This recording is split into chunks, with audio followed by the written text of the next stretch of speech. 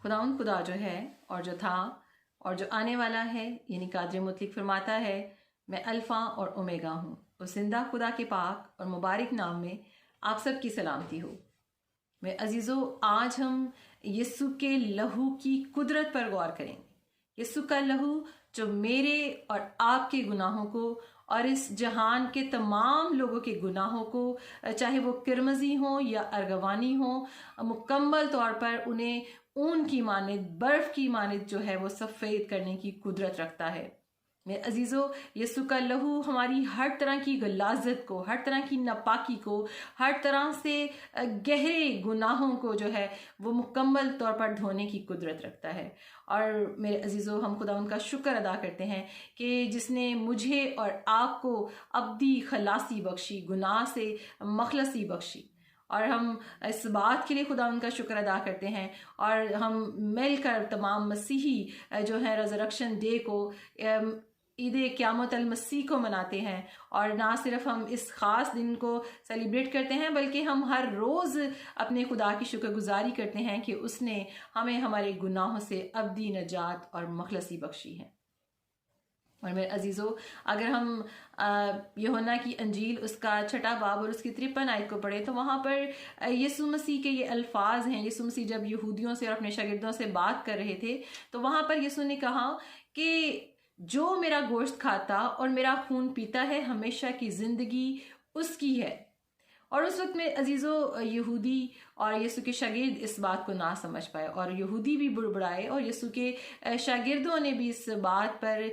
जो था वो गिला किया, तरास किया कि यीशु किस तरह की जो है वो बातें करता है। और मेरे अजीज़ों, वो उस वक्त उस बात को ना समझ पाए, लेकिन यीशु की मसलूबियत और जी उठने और आसमान पर जाने के बाद वो इन बातों को समझ पाए। हम खुदा उनका शुक्र अदा करते हैं कि मैंने और आपने जो नजात पाई है, जो हम यीशु के लहू से धुल चुके हैं और यीशु ने जो हमारी कीमत अदा की है, हम इस बात के लिए खुदा उनका शुक्र अदा करते हैं। और उसने अपना लहू जो है वो हमारे लिए दे दिया, अपने लहू की कीमत अदा की है और हम कीमत से खरीदे गए हैं। और मखलसी का मतलब भी कीमत से खरीदे गए का है और यीशु ने अपने लहू की कीमत देकर मुझे और आपको छुड़ाया है। तो आए हम हर रोज़ यीशु के लहू को अपनी ज़िंदगियों पर, अपने ख़ानदानों पर मांगे और अपनी ज़िंदगी में हमने जो रूहानी और जिस्मानी शिफा जो हासिल की है वो सिर्फ़ और सिर्फ यीशु की सलीब के पास आ जाने से, यीशु के करीब आ जाने से, उसे अपना नजात दहिंदा कबूल कर लेने से, उस लहू की कीमत जो उसने अदा की है उसको जान लेने से, उसकी कुदरत को जान लेने से मेरे अजीज़ों, आज मैं और आप जो हैं वो छुड़ाए गए हैं। और यीशु के लहू से तमाम बीमारियां, तमाम अबलीस, उसकी चलाकियां, उसकी तमाम चलाक बदरूहें, तमाम कुव्वतें जो है वो डर जाती हैं। और हम खुदा उनका शुक्र अदा करते हैं इस बात के लिए। आए हम मिलकर खुदा उनके नाम को जलाल देते हुए खुदा उन यीशु के लहू को उस बात का इजहार करते, करार करते हुए कि खून तेरा खून मेरे लिए काफ़ी है, हम मिलकर इस छोटे से गीत को, कोर्स को गाएंगे और अपने घरानों, अपने खानदानों पर यीशु के लहू को मांगेंगे। खून तेरा खून मेरे लिए काफी है, यीशु प्यारे यीशु, तुझ में सब कुछ है। बोलो जय जय, कुदरत अब्दी है यीशु के लहू में। बोलो जय जय, कुदरत अब्दी है यीशु के लहू में है। खुदा, इस वक्त मैं इस वीडियो को देखने वाले एक एक शख्स की ज़िंदगी पर तेरे लहू को लगा लेती हूँ, इनके ख़ानदानों पर, इनके घरानों पर तेरी ब्लड कवरेज को मांग लेती हूँ। ए खुदा, उन तमाम बीमारियाँ, ए खुदा, उन तमाम नापाकी की कुव्वतें यीशु के नाम से इनसे दूर हों खुदा, और तू अपने लोगों को ए खुदा जिनके लिए तूने कीमत अदा की है, ए खुदा ये इस लहू की कुदरत से वाकिफ़ हो जाएं खुदा। और आज का तेरा ये कलाम एक एक ज़िंदगी, एक एक जान के लिए बायसे बरकत है। यीशु के नाम से मांग लेते हैं, आमीन। मेरे अजीज़ों, आज हम कलाम मुक़द्दस की जिस मरकज़ी आयत जो हमारी है, जिस पर हम गौर करेंगे, वो है इब्रानियों उसका 9वां बाब, उसकी 12वीं आयत को हम मिलकर पढ़ेंगे। कलाम मुक़द्दस में लिखा हुआ है, और बकरों और बछड़ों का खून लेकर नहीं बल्कि अपना ही खून लेकर पाक मकान में एक ही बार दाखिल हो गया और अब्दी खलासी कराई। आमीन। वे अजीज़ों, यीशु मसीह जो मेरा और आपका सरदार काहिन है, उसने एक ही बार बकरों और बछड़ों का खून नहीं बल्कि अपना खून उसने पेश कर दिया। उसने अपना आप मेरे और आपके लिए दे दिया और वो मेरे और आपके लिए कुर्बान हो गया और उसने अपने खून की कीमत जो है वो अदा की है। और मेरे अजीज़ों, हम देखते हैं कि बनी इसराइल कौम जो थी, जब वो कुर्बानियाँ किया करते थे और वो बर्रों को ज़िबा किया करते थे, और हम देखते हैं कि जब खैमा इज्तिमा में ख़ास 2 मकाम थे, एक पाक और एक पाक तरीन मकाम, और सरदार काहिन जो था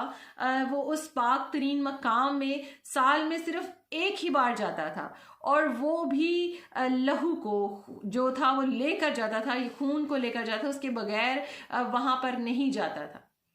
और मेरे अजीज़ों, यीशु मसीह जो मेरा और आपका सरदार काहिन है, वो एक ही बार अपना खून लेकर उस पाक मकाम में दाखिल हो गया। और इसके लिए हम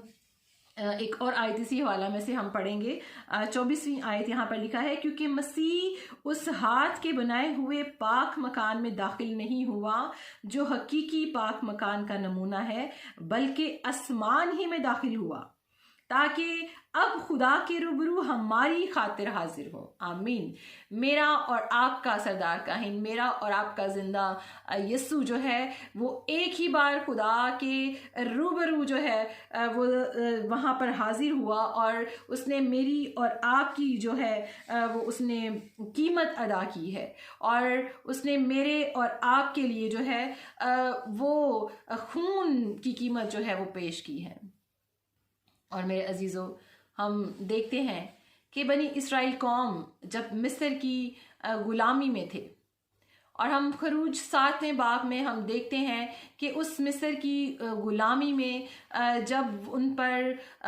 खुदा की आफात जो है वो नाजिल हुई, और हम देखते हैं कि मिस्र की गुलामी के दौरान जब इसराइलियों को बनी इसराइल ने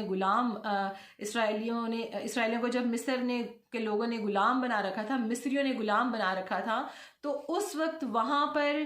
खुदा ने जो था वो 10 आफतों को जो है जो उनका यहोवा खुदा था उसने नाजिल किया।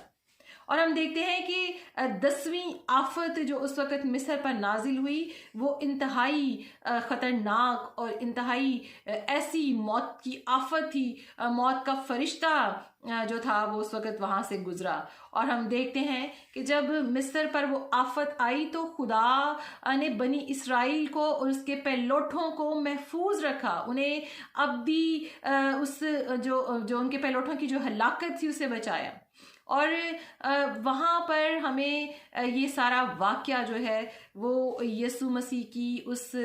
सलीबी मौत की तरफ इशारा करता है, उस सलीबी मौत की निशानदेही करता है कि किस तरह से वो बर्रा, वो यीशु जो खुदा का बर्रा है, वो किस तरह से अब्दी नजात और खलासी का वसीला है।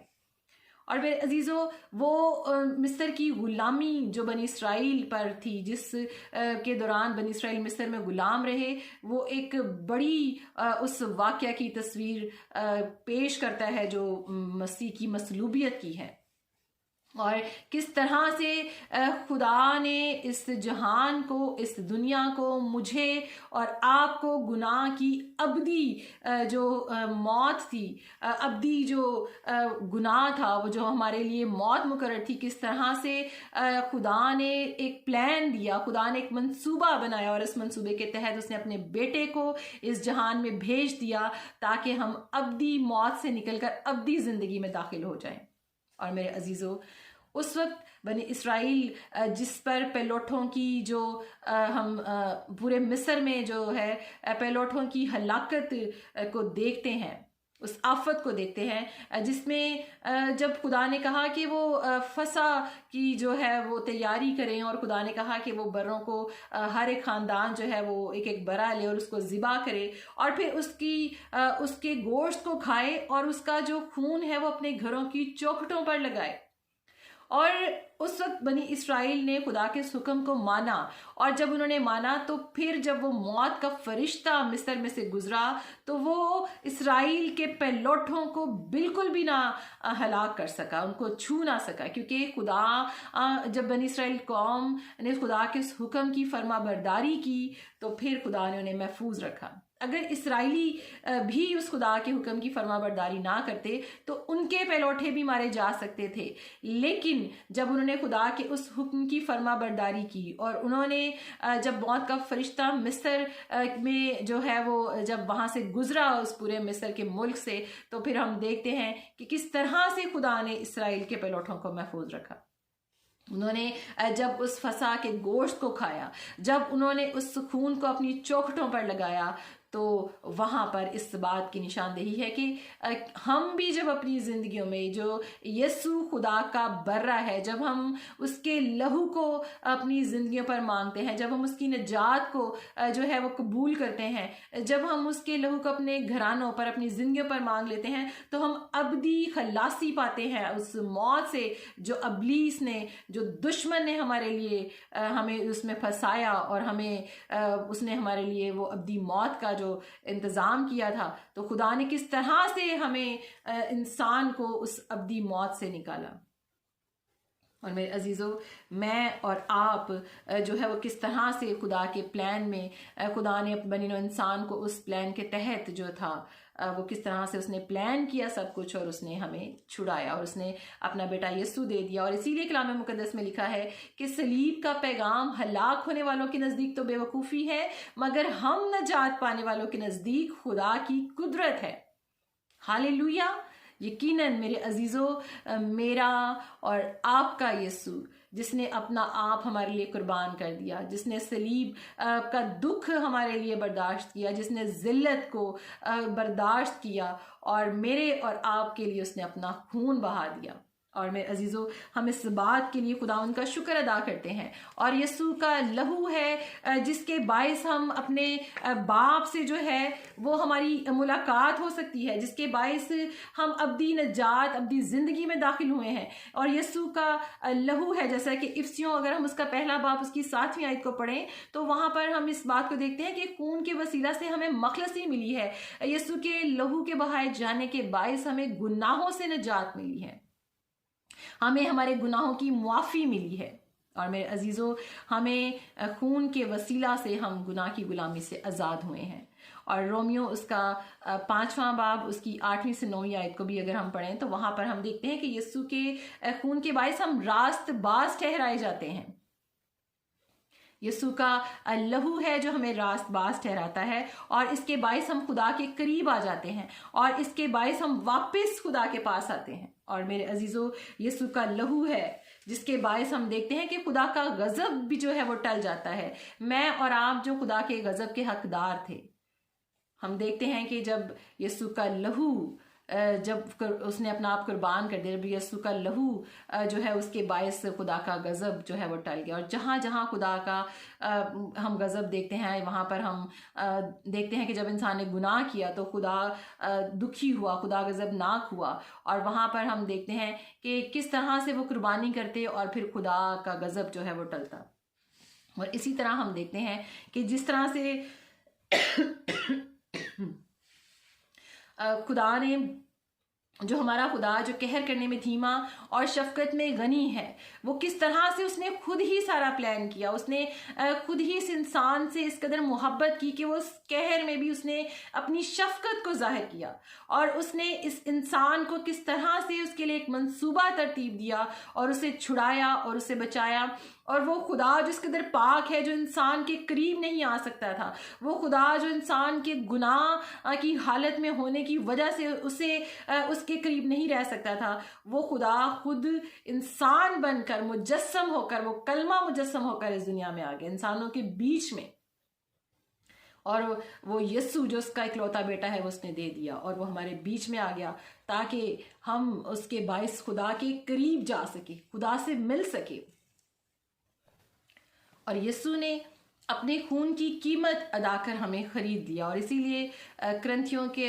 नाम पौलुस रसूल का जो पहला खत है उसमें लिखा है कि तुम कीमत से खरीदे गए हो, इसलिए अपने बदन से खुदा के जलाल को हम जो है हम ज़रूर जाहिर करें। और मेरे अजीज़ों, यीशु के लहू के बायस हमें खुदा के सामने जाने की दिलेरी हो जाती है और हम इस बात में हमें जुर्रत हो जाती है, दिलेरी हो जाती है कि हम खुदा के करीब हो जाए। और इसके लिए हवाला हम पढ़ेंगे इब्रानियों 10वां बाब उसकी 19 से 22 आयत को अगर हम पढ़ें तो वहां पर हम देखते हैं कि वहां पर लिखा है, बस ए भाइयों, चूंकि हमें यीशु के खून के सबब से उस नई और जिंदा राह से पाक मकान में दाखिल होने की दिलेरी है। आमीन। यानी किस तरह से हमें यीशु के खून के सबब से, यीशु के खून की वजह से हम किस तरह से जो है वो दिलेरी से खुदा के करीब जा सकते हैं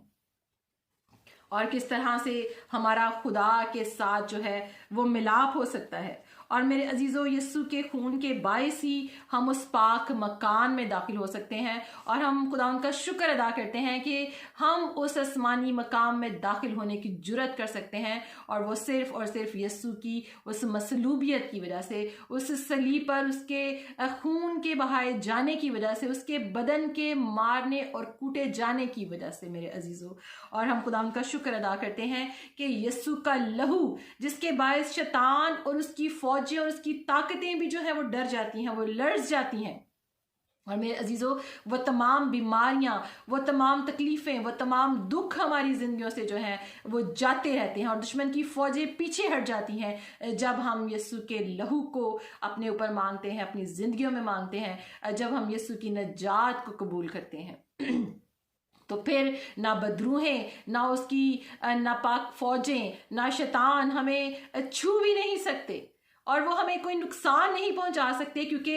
यीशु के लहू की वो ब्लड कवरेज जो हमारे ऊपर होती है उसके बायस वो दुश्मन जो है वो हमें छू भी नहीं सकता। और इसके लिए हम खुदा उनका शुक्र अदा करते हैं कि वो हर एक ईमानदार जो खुदा के साथ चलता है, जो खुदा के उस बेटे को, जो उसका बर्रा है, उसी कुर्बानी को कबूल करता है अपने लिए, उसकी मसलूबियत पर यकीन लाता है, वो हमेशा की जिंदगी का वारिस ठहरता है और यीशु के खून की कीमत की कदर करता है। और मेरे अजीजों, इसलिए हम देखते हैं कि बनी इस्राएल कौम जब उस गुलामी में से आज़ाद हुई तो किस तरह से उस गुलामी का नक्शा जो हमें पूरा वो नजर आता है, वो यीशु की मसलूबियत और यीशु की उस खुदा की अपनी कौम के लिए, अपने लोगों के लिए रहाई का मंसूबा हमें वहाँ से सब जो है वो नज़र आता है। और खुदा ने किस तरह से वो मंसूबा बनी इस्राएल के लिए पेश किया और वो उस कफ़ारे की वो हमें सारी तस्वीर हमें नज़र आती है। और मेरे अजीज़ों, हम देखते हैं कि मिस्र में जब जो यहूदी थे, मिस्र में जो जब उन्होंने अपने दरवाज़ों पर जब वो लहू लगाया तो किस तरह से मौत का फरिश्ता जो था वो वहाँ से गुजर गया और मौत का समा जो था वो वहाँ पर मिस्रियों के घरों में तो हुआ, लेकिन इसराइलियों के पलौठे जो थे वो महफूज रहे। और मेरे अजीज़ों, हम देखते हैं कि खैमा इज्तिमा में दाखिल होते वक्त कुर्बानी का जो मज़बा था वो अंदर एंटर होते ही सबसे पहले जो था वो नज़र आता था। और जो इस बात का इसका मतलब यह है कि इंसान जो है वो खून के बगैर खुदा तक रसाई हासिल नहीं कर सकता और उसके गुनाह मुआफ़ नहीं हो सकते, धुल नहीं सकते। और मज़बा वो जगह थी जहाँ पर कुर्बानियाँ की जाती थी, जहाँ पर इस बात के लिए उस कुर्बानियाँ की जाती थी ताकि हम अपने गुनाहों के लिए कफ़ारा दे सकें उस कुर्बानी के ज़रिया से। और मेरे अजीज़ों, बनी इस्राएल कौम जब इस तरह से करती थी तो वो इस बात की, वो कुर्बानियाँ करना भी इस बात की जो थी वो निशानदेही थी, इस बात का ऐलान था कि यीशु मसीह जो है उसकी सलीब की तरफ इशारा था कि यीशु मसीह सलीब पर अपने लोगों के लिए, कुल जहान के लिए जो है वो कुर्बान होगा। और हम देखते हैं कि इब्रानियों 9वां बाब उसकी 22वीं आयत में लिखा है कि बगैर खून बहाए जो है वो मुआफ़ी नहीं। और मेरे अजीज़ों, आज हमें किसी कुर्बानी की ज़रूरत नहीं है। आज क्यों मसीही कौम जो है वो कोई कुर्बानी नहीं देती? क्योंकि उनकी कुर्बानी जो है वो पहले ही से हो चुकी है और यीशु मसीह उनकी कुर्बानी है। यीशु मसीह वो बर्रा है जिसने अपने आप को कुर्बान कर दिया है और उस पर ईमान लाने के बायस हम अपने गुनाहों से मखलसी पाते हैं, उसके लहू के बहाए जाने के बायस। और मेरे अजीज़ों, इसीलिए इफ्सियों आप मेरे साथ निकालें, इफ्सियों उसका 2 बाब उसकी 13 से 14 को अगर हम पढ़ें तो वहां पर लिखा हुआ है कि मगर तुम जो पहले दूर थे, इफ्सियों उसका 2 बाब उसकी 13वीं-14वीं आयत में हम देखते हैं कि किस तरह से खुदा का कलाम हमें बताता है कि हम जो पहले दूर थे, हम यीशु मसीह में के खून के सबब से हम क्या हो गए हैं, नज़दीक हो गए हैं, हम खुदा के करीब आ गए हैं। और मेरे अजीज़ों, मेरे और आपके लिए आज ये खुशखबरी है कि अगर हम अपने गुनाहों से मखलसी चाहते हैं तो हम यीशु के करीब आ जाएं, उसको अपना शख्सी नजात दहिंदा कबूल करें, उसके लहू की कदर करें और अपनी ज़िंदगियां उसके साथ लायक तौर से गुजार सकें। और मेरे अज़ीज़ों, खुदावंद आप सबको इस कलाम के वसीला से बरकत बख्शे। और यकीनन आखिर में मैं आप सबसे वही अल्फाज कहूँगी कि ये दुनिया हमारा घर नहीं है। तो आए हम अपने आप को इस बात के लिए तैयार करें ताकि हम आसमानी बादशाहत में दाखिल हो सकें। God bless you all.